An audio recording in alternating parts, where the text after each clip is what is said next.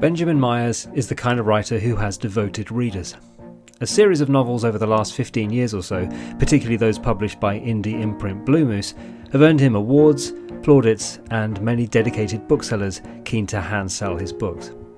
His prolific output belies the fact that for the last 5 years he has been working on Cuddy, a novel that takes inspiration from Saint Cuthbert, the unofficial patron saint of the north of England.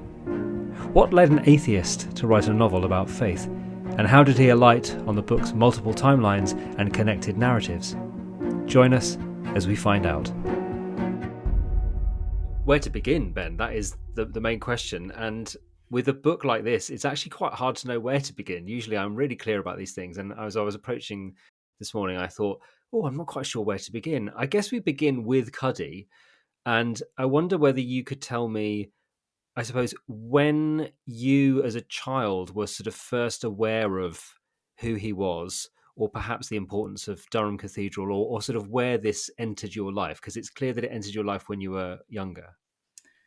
Yeah, I'm still trying to make sense of it myself, really. It's not very long since I actually finished the book and now have the physical object in my hand. It's been a fairly quick turnaround by publishing terms. So I'm in that kind of aftershock dazed stage where you just sort of, you see the book, you see the words on the page, and it's only now that I begin to try and work out what it is I've written and why. But Cuddy is the affectionate nickname for Saint Cuthbert, who is the unofficial patron saint of the north of England, really. Probably the most significant saint. And his remains were, he died in the 7th century on the holy island of Lindisfarne, a tidal island off the coast of Northumberland. And his body was carried around for 100 years until it was decided that a sort of suitably grand monument should be erected. So instead of a headstone, he got a cathedral built over him, and that's Durham Cathedral. That's the potted history, really. But I grew up about 3 miles away from the cathedral in a suburb of the city. So, like anyone who grows up in such places, I was just aware of this grand building, which I took for granted, really. You know, it's one of the sort of recognized wonders of Norman architecture. It turned 1,000 years old in the 1990s when I was sort of coming of age, just at the age I was leaving Durham, actually. And but around it is a normal city. And Durham is a city, but really it's a town. It's a small city, and it's got like shopping precincts built in the 1960s, which have already been and gone, and life changes all around the cathedral, but that has sort of remained a constant.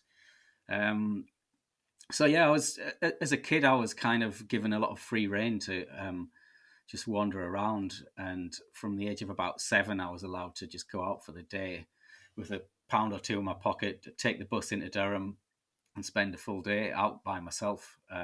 Which when I tell people now, they're quite sort of horrified. They wouldn't dream of letting their kids out. Although it's probably safer for kids now than back then. Nothing bad happened that I can recall. But yeah, so on these wanderings, I'd wander around the city and often ended up at the cathedral by myself or sometimes with friends. And you can, it's free and it's open to the public, so I would just wander around, and you could pay 50 pence to climb up the tower, which takes you to the highest point around. The cathedral's built on a peninsula, so it's already at a high spot.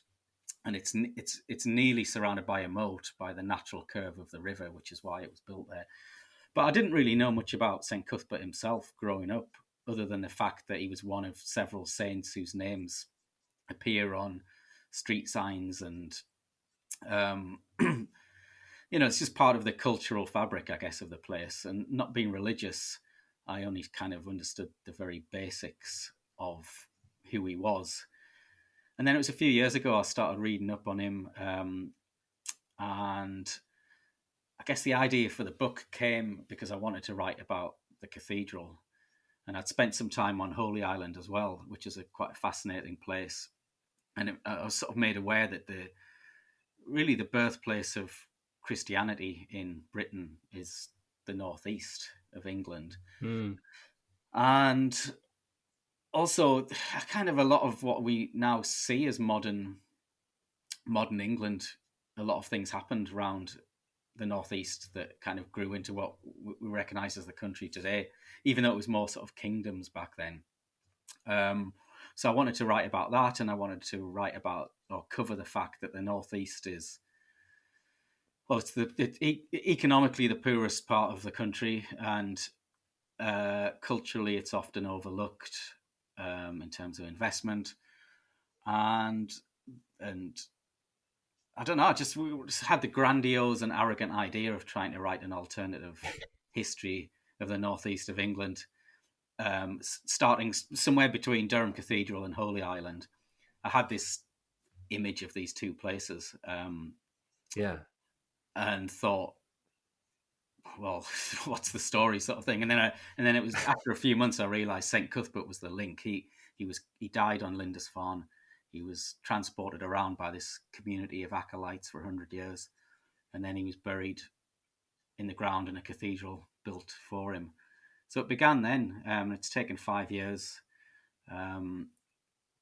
It's probably going to be sort of described as a historical novel, but I just see it as a novel, or rather 4 novellas which are sort of interlinked to form a novel. Well, it's interesting that you said that, because, as you said, somebody being enthused by the story of St. Cuthbert, for example, or of Durham Cathedral, there are so many ways that you could write a book about that.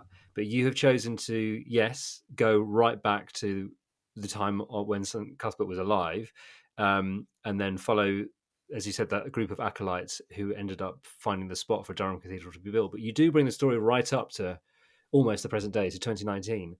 And it is about this kind of enduring connection, I suppose, between these different groups of people, different times, all joined together in some way by the story of Cuddy, which I found really, really interesting. But did you how soon did you alight on the idea of having this sort of story told through time? Well, I think quite early on I realised that I didn't want to sit down and write a sort of linear, straightforward novel, because I've been quite busy these past. Well, I've put out a lot of books. I've put out about 10 books in 10 years or something, Yeah. and I love writing, and I had this idea for something, but I just couldn't face the prospect of writing a straightforward novel. It's easier and possibly lazier to kind of approach it in a piecemeal way.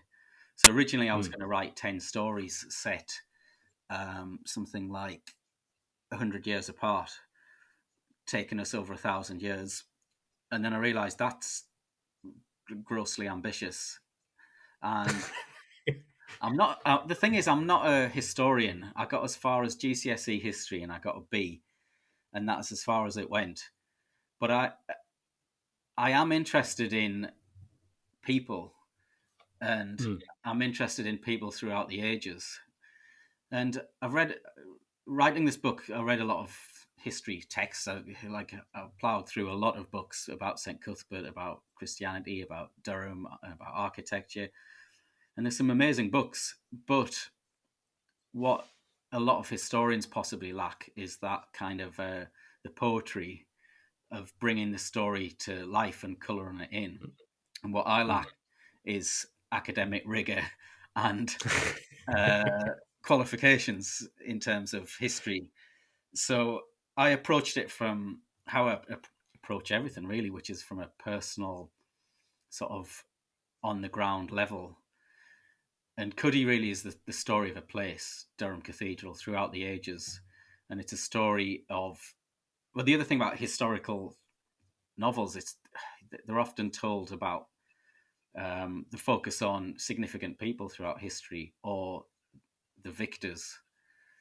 So I wanted to write about just the small everyday voices throughout history, because everyone's life at some point is extraordinary. And the thought I always come back to as well is that whether it's sort of 7th century or 12th century, or it's 1827 or 2019, that date is always the most modern point in period for that time.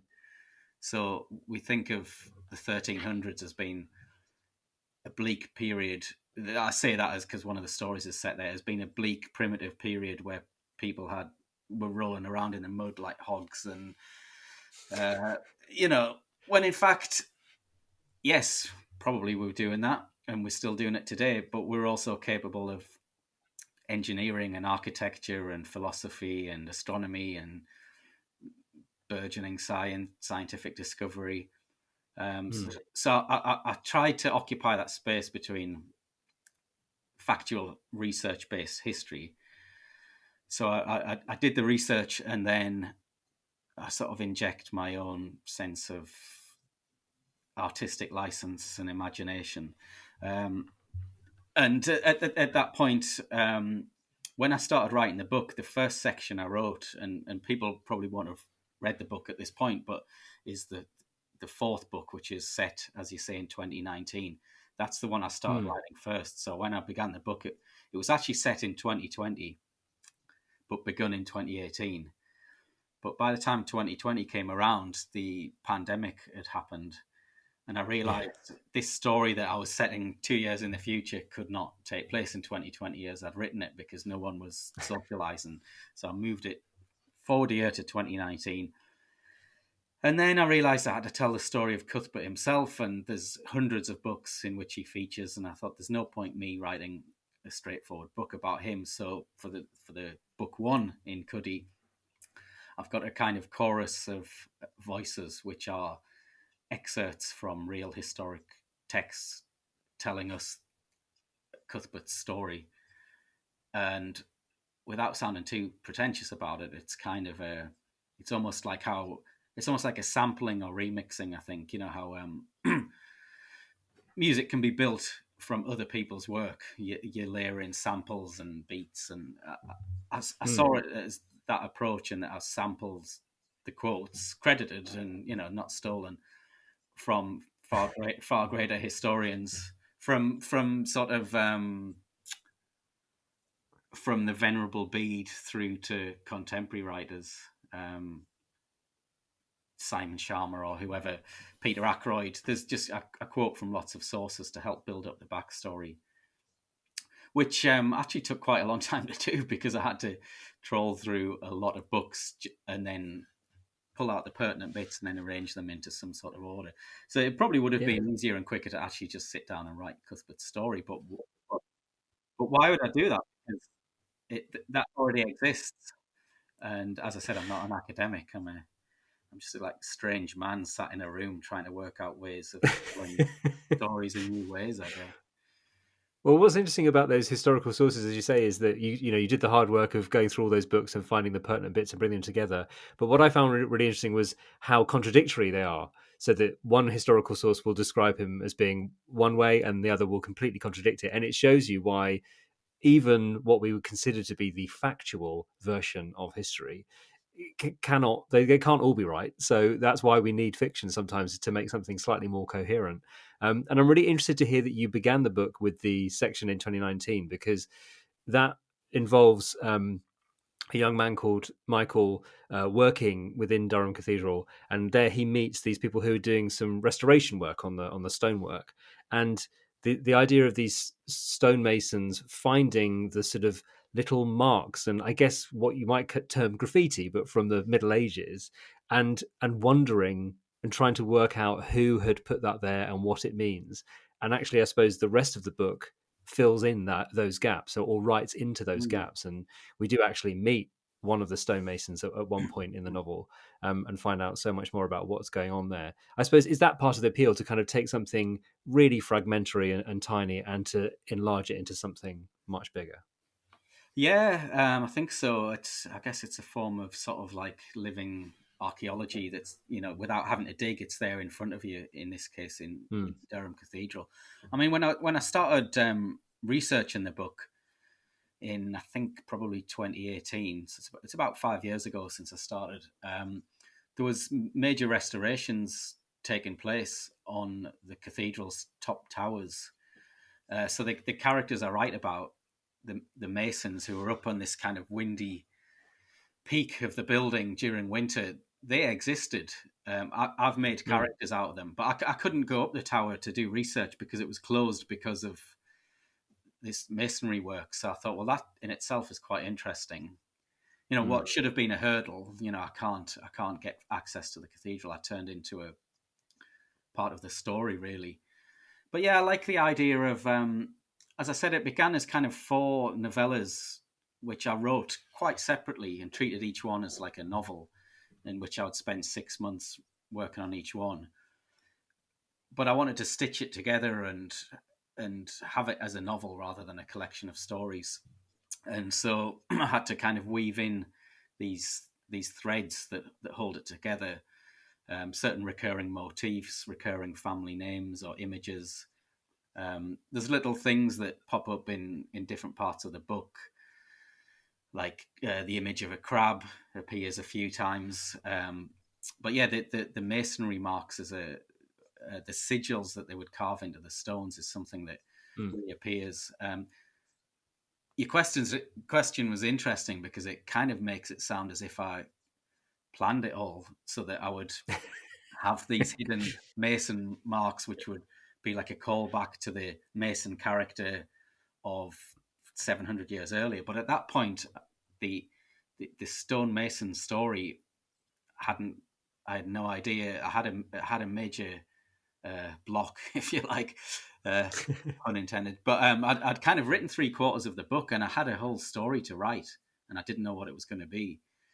And it was this stonemason story, really. And I sort of literally packed a suitcase and went to stay by the sea near Robin Hood's Bay, where one of my previous novels, The Offing, was set.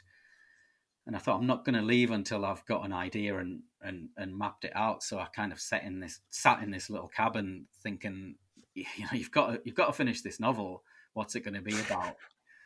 And all I had was the idea of a mason. So that turned into what became book 2 of Cuddy. Yeah. And then you start adding. I mean, the great thing about writing fiction is that you can do what you want. So you're not, I did the research so that historically it's hopefully watertight in terms of chronology and architectural details. But then you can start adding in bits that pull it together, and you can add fictional characters, and you can create a stonemason who leaves a mark on a stone, and then 700 years or 300 pages later, someone who's working on a building site today uncovers that stone. So it's, I think it's the novel that I guess is about the layering of time and sort of time travel as a real concept that me as the writer and readers can kind of embark upon. There's quite a few hidden little things in the book that I added quite late, which hopefully people will spot, and it might be on a second reading if people could stand to go back to it. They would spot little things, and ancestors of characters early on reappear, and yeah, it's layered, and I kept adding little details onto the basic stories just to make it a more sort of, if I'm going to write something historic, it has to be layered, and it has to be something immersive, I think. Yeah, it's really interesting. As you say, there's kind of the connections of sort of family names, but also there are certain characters who have features which are connected. So there's the boy who has owl-like eyes keeps appearing, so that there's this idea that these characters are very directly connected with each other, and this sort of story of human connection, I suppose, moves from one period to the next. Is that again one of those threads that you added in later to connect these distinct novellas, or had you always thought that that human connection would be at the heart of it? Yeah, human connection is probably what each of the stories is about. Really, each section focuses on pretty much on 2 people and their interactions. In the case of the opening book, it's the young girl who's a member of the travelling Cuthbert community, and it's her relationship not just with the idea of Cuthbert, but with this young lad who's kind of tagged along, who is called Owl Eyes. And yeah, and they reappear throughout time. I think I'm interested in the fact that family names can endure throughout the centuries. England is rich with kind of local detail, and history is very well recorded here, and you can find family names that go back centuries. And I found out actually when I was writing The Gallows Pole, my novel, where I live in Yorkshire, there's so many people around today who are direct descendants of people who I was writing about several hundred years ago. So even though it's the 21st century and we move about and travel a lot more, actually a lot of people are still rooted in often could be living a mile or two away from where their great, however many times grandparents were living. And I kind of wanted to convey that in Cuddy as well, even though Durham's an interesting city because it's several cities really, but it's on the one hand it's increasingly dominated by the university, which causes a few problems in terms of local people can't afford housing now, and most of the buildings that are going up are sort of investment money from the university. Yeah. So that's the downside. On the upside, it gives a kind of a northeast ex-industrial sort of heartland a much more international flavour in terms of the foreign students living in the city. So there's that side, and then there's the kind of deep historic side, and then there's the side of the element of people whose families have been there for centuries. And while I was writing the book, actually, I did one of those DNA ancestry tests. You know, you can pay 80 quid and you send off a swab and find out your geographical roots. So I did that, and I was really disappointed actually because it came back and said that I was 89% northeast, Durham and North Yorkshire, and 11% a mixture of Scottish, Irish, and Norwegian. So I'm about as northeast, about as northern as you could get, and I was really hoping for something exotic and interesting. And I just thought, and I live in West Yorkshire, so like I haven't even strayed too far from my genetic roots, which makes me feel a little bit local and a little bit League of Gentlemen, I guess, you know. But at the same time, you know, we are what we are, and that's what I am. And also part of that 89% was Essex as well, which was a little kind of, I don't know, I don't want to disparage Essex, but the one part of me that's not from the northeast of England is from Essex. Was Essex. not exotic in the way that you were hoping, but perhaps exotic in some way. Maybe, I don't know, a bit of Brazilian, a bit of African, a bit of I would take anything, you know. But no, it's pretty much County Durham. Well, I think there's a certain pride to be found in such, you know, steadfast roots in where you're writing about. Obviously, one of the things you're able to do with a novel that does span that period of time is to presumably have some real fun as a writer with the different styles of writing. So that opening section feels very much like an epic poem. We have those historical sources. You even write a sort of little mini play in the middle, and then the section with Professor Fawcett Black, which reminded me very much of the beginning of Dracula in a way, because there was this idea of somebody going somewhere where he's thinks that he knows everything and his whole world is sort of turned upside down. I found that very enjoyable. And then of course the very modern sections. Is there some fun for you as a writer to be able to flex those sort of stylistic muscles? Yeah, definitely. I mean, like I said, I really enjoy. It's important to me to enjoy writing because I find it quite sort of. It's not an occupation. It takes over my entire life, as a lot of creative pursuits do. It's not a 9 to 5. It's all day, every day sometimes. And if that's going to be the case, then I've got to make sure I enjoy it and feel free in terms of what I do. But I'm also quite lucky because I've had many years of my book's been rejected. 10 years of no publisher really touching me apart from small independent publishers, which gave me this sort of idea that I would just write exactly what I wanted to write at any given point, because I thought if no one's going to publish this in a kind of major way, I'll make sure I write books I want to write.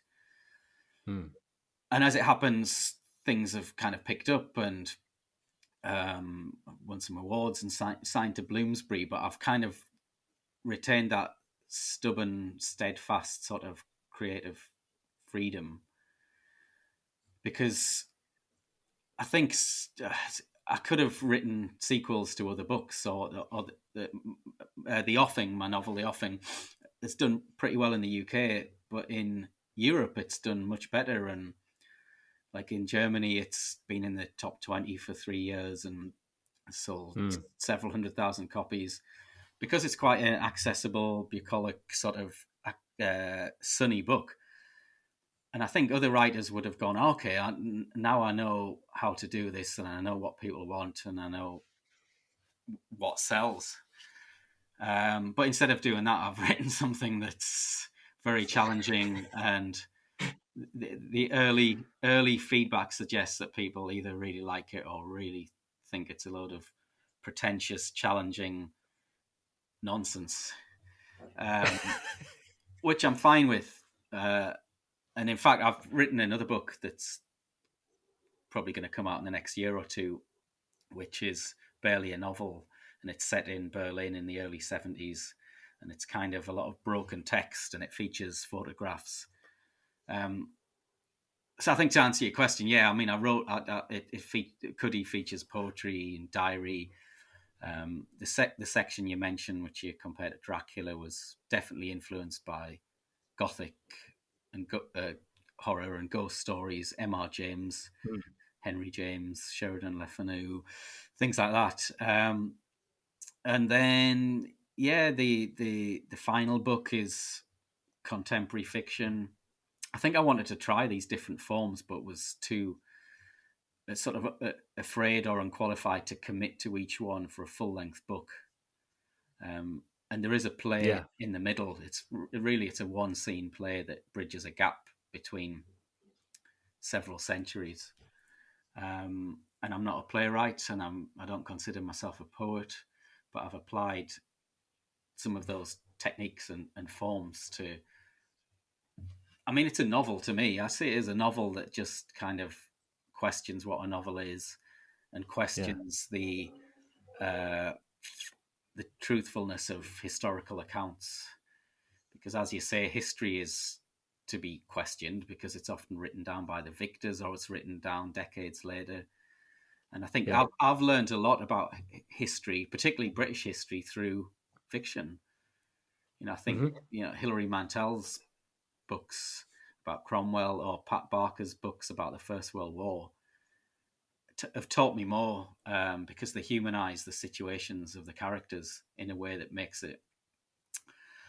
I nearly said the dreaded word relatable then, but you can relate. You can relate to.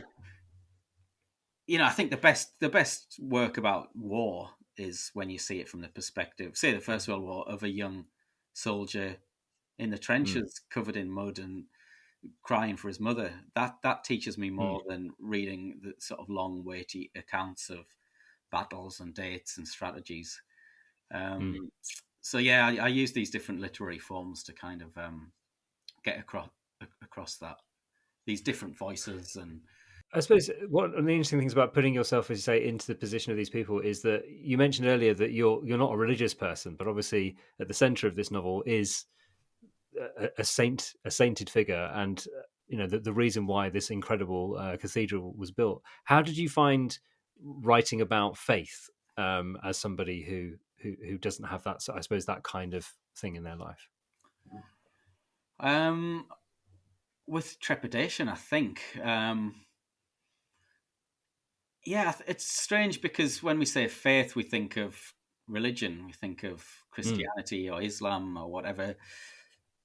But I think lots of us have faith in other things, and I think we're living in a post-religious world, in this country at least, where that faith is placed in other directions. For me, it's probably in nature and landscape and animals, and and in people, I guess, but that's a faith that's tested quite often. Um, but yeah, I mean, I remember as a teenager actually sitting in Durham Marketplace. There's a monument called the Horse. It's a statue to commemorate some local dignitary, and some guy sat down, and he's kind of like a young hippie guy with dreadlocks, and we were like teenage indie punk kids. And he sat down. He's like, "Hey guys, can I talk to you about Jesus?" And I was like, "Yeah, okay." And I had this conversation with it, and he was out there preaching basically, and he was trying to get young people signed up so that he could get God points. And we talked about faith, and I was like 16 or 17, and I said to him, "Well, I don't believe in God. I don't believe in your concept of God as you're explaining it to me." And he kind of had this glazed look in his eyes and this smile on his face, and he said, "Okay, yeah, that's cool, guys, but just to let you know, you will be going to hell." And I went, "What do you mean?" And he said, "Well, you just told me you don't believe in God, so you will be spending your afterlife in internal damnation and burning in pain for all of eternity, sort of thing." And then like high-fived me and then disappeared, sort of thing. And I just thought, whatever happens in life, I never want to be that judgmental prick. So if I'm going to be an atheist, and I'm not like a card-carrying atheist, I'm not in this sort of Richard Dawkins camp. I just wanted to accept what people believe and respect them for those beliefs. So if people have different religious faiths, then that's great for them.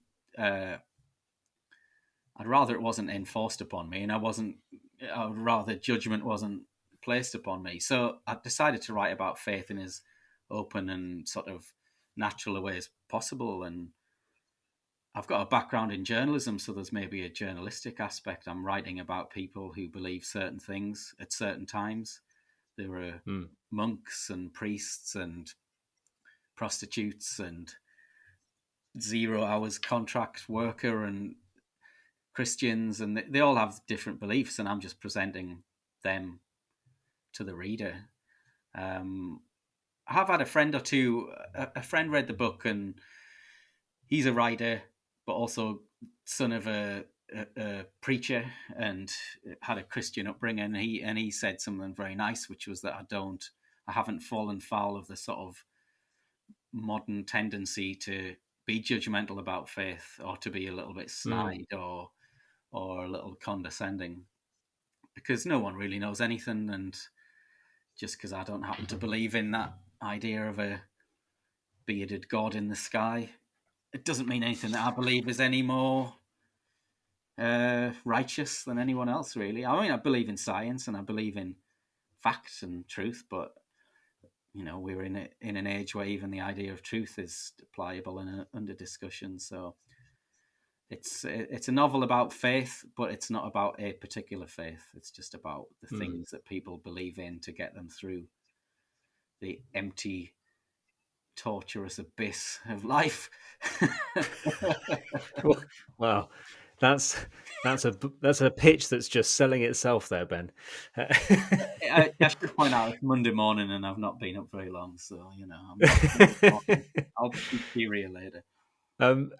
Saint Cuthbert, or Cuddy, was of course a man who wanted to really just be left alone so that he could dedicate his life to prayer and thought about God.